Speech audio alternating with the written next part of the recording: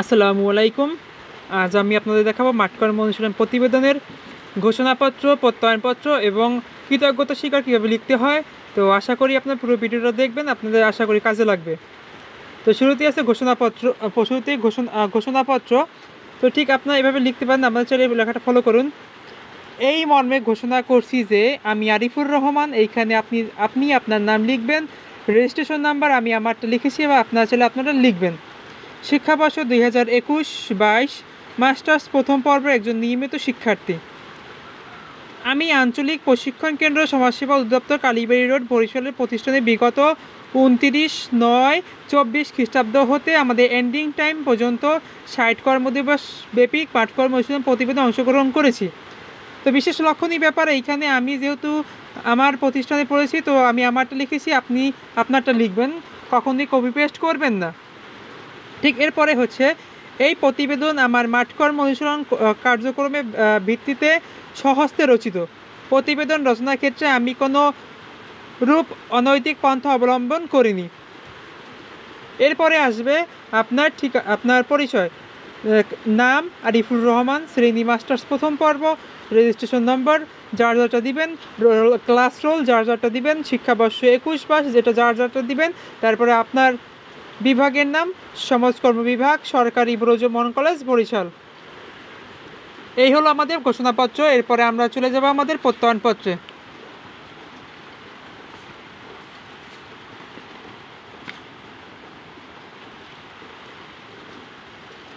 প্রত্যয়ন করা যাচ্ছে যে আমি আরিফুর রহমান, রেজিস্ট্রেশন নাম্বার এত এত এত, সমাজকর্ম বিভাগ, সরকারি ব্রজমোহন কলেজ, বরিশালের মাস্টার্স প্রথম বর্ষ, শিক্ষাবর্ষ 2021 নিয়মিত ছাত্র।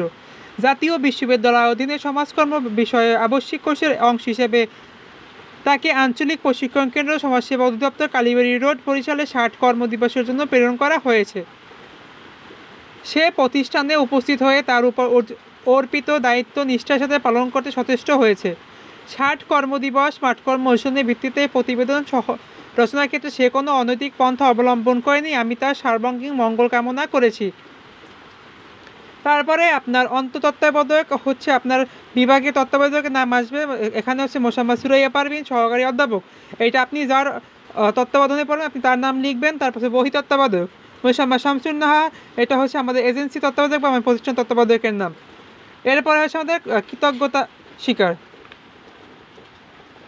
জানি ভিডিওটা একটু বড় হচ্ছে, তারপরেও আমি আপনাদের সুবিধার্থে একটু বড় করে দেখালাম। কৃতজ্ঞতা স্বীকার। মানুষ সামাজিক জীব, প্রতিটি মানুষ এককভাবে কিছুই করতে পারে না। তাকে প্রত্যেকটি কাজের জন্য একে অপরের সহযোগিতা, বুদ্ধি, পরামর্শ, আদেশ অনুসরণ করতে হয়। আমার ক্ষেত্রে ব্যতিক্রম নয় বা হয়নি। প্রিলিমিনারি টু মাস্টার্স প্রথম পর্বে ছাত্র হিসেবে মাঠকর্ম অনুশীলনের জন্য আমাকে আঞ্চলিক প্রশিক্ষণ কেন্দ্র সমাজসেবা অধিদপ্তর কালীবাড়ি রোড বরিশাল প্রতিষ্ঠানে পাঠানো হয়েছে। 60 কর্মদিবসের চূড়ান্ত প্রতিবেদন তৈরি করার জন্য আমি সকলের সাহায্য সহযোগিতা পেয়েছি। প্রথমে আমি চিরকৃতজ্ঞতা স্বীকার করছি মহান সৃষ্টিকর্তার প্রতি। তারপর অত্যন্ত শ্রদ্ধা ও বিনয়ের সাথে স্মরণ করছি আমাদের বিভাগীয় তত্ত্বাবধায়ক জনাব মোসাম্মদ সুরাইয়া পারভিন ম্যামকে।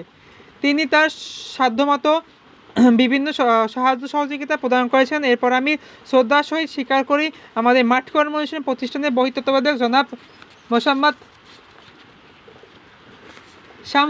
শামসুন নাহার ম্যামকে। তার অভিজ্ঞতা আমার মাঠকর্ম অনুশীলনকে সার্থকভাবে সফল করে তুলেছে। ম্যাম আমাকে অনেক সাহস, শক্তি ও অনুপ্রেরণা জুগিয়েছেন। আমি আরও কৃতজ্ঞতা স্বীকার করছি এই প্রতিষ্ঠানের সকল কর্মকর্তা কর্মচারীদের প্রতি। তারা সবসময় আমাকে বিভিন্নভাবে সাহায্য সহযোগিতা করেছেন। অশেষ ধন্যবাদ জানাই আমার অনুশীলনার্থীদের। তারা আমাকে বিভিন্ন তথ্য পরামর্শ দিয়ে আমার উপর অর্পিত দায়িত্ব সুষ্ঠু ও সুন্দরভাবে সম্পন্ন করতে সাহায্য ও সহযোগিতা করেছে। এদেরকে জানাই আমার আন্তরিক কৃতজ্ঞতা অভিনন্দন। তো এইভাবেই শেষ হয়ে গেল আমাদের কৃতজ্ঞতা স্বীকার। আশা করি ভিডিওটা আপনাদের ভালো লাগলে অবশ্যই লাইক, কমেন্ট অ্যান্ড সাবস্ক্রাইব করবেন। ধন্যবাদ সবাইকে।